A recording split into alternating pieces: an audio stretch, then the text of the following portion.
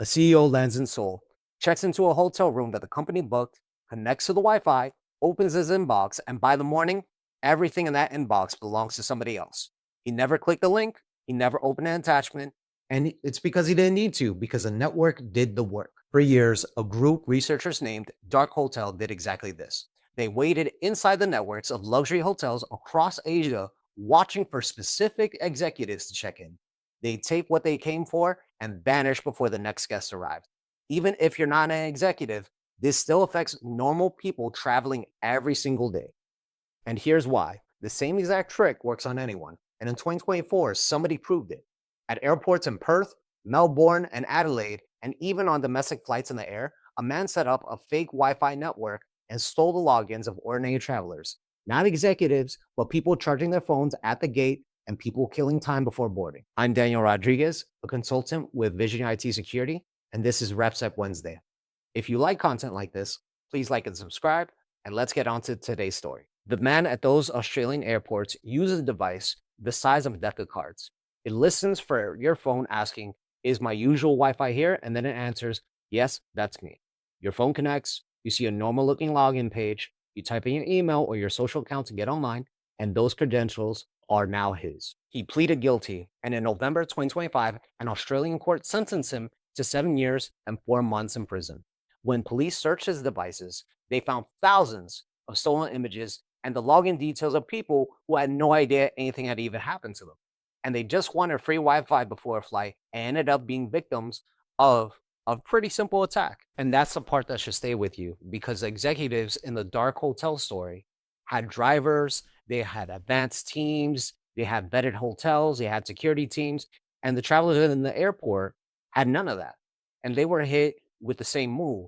The only difference is that the criminals used a couple of advanced techniques for people that were worth the patience, but they just had to scale it down. And that same attack can be done to anyone in the airport. So here's a real gap, is that whether you're a regular traveler going on vacation or you're doing executive protection or you're executive yourself, is that when you travel, you protect your stuff, you watch your bag, you lock the hotel safe, but almost nobody is thinking about your digital security and your logins and what connections you're connecting to when it comes to Wi-Fi. So let's go through how this works. When you log into your email, the service checks your password and maybe sends you a code with multi-factor authentication. That could be a authenticator app or it could be a text message. And then it does something that most people never really think about. It hands your device a digital wristband. That's basically a token that says this person already passed security, so let them through. That's how you stay logged in without re-entering your password every 30 seconds. So here's a problem on a shared network, is that the wristband can be copied.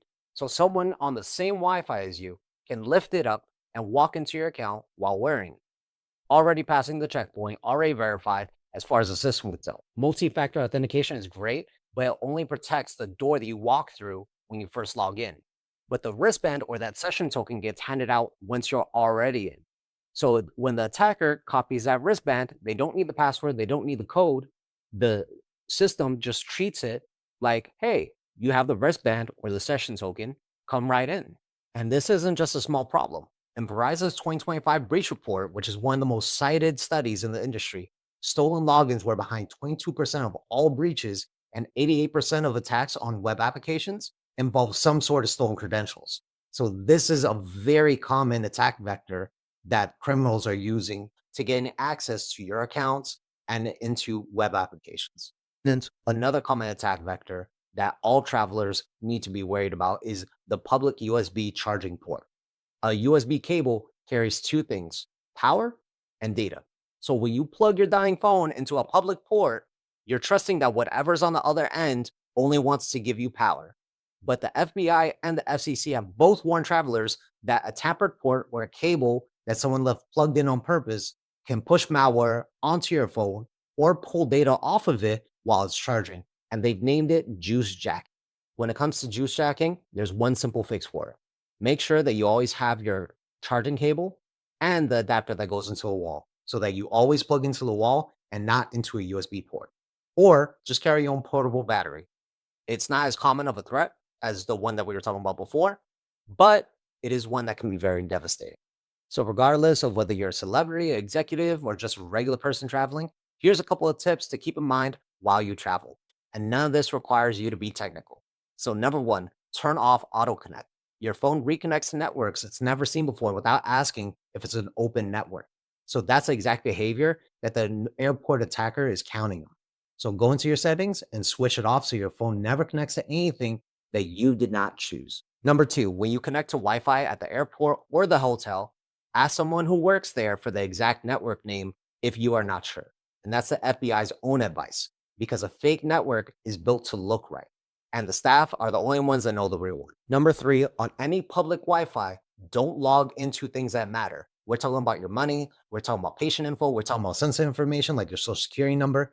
And if you have to, use your own phone cellular hotspot instead, because that connection is absolutely yours and you're not taking a chance on trusting someone that you don't know. Number four, charge directly from the wall, not from a public USB port. Carry a small battery pack if you know that you're going to be out all day. And number five, and this is the one that covers the most ground, use a VPN. It wraps your connection in a layer that the person sitting 3 seats away can't read. And even if you connect to the wrong network, your traffic looks like nonsense to them. The FTC recommends it, and it's the single highest value habit for anyone who connects away from home. So if you made it through the whole video, thank you so much. And here's something to hold on to. The expensive executive, the celebrity, and the tourist at the gate all got hit with the same move because the connection is the part that nobody owns. Your bag has an owner, your seat has an owner, but the network you connect to has no one watching it but you. So watching it is the habit. Turn off auto connect, verify the network, keep the important logins off of public Wi-Fi, charge from the wall, and if you remember nothing else, use a VPN. And if this changed how you'll connect on your next trip, share with your travel buddy and subscribe and like the video.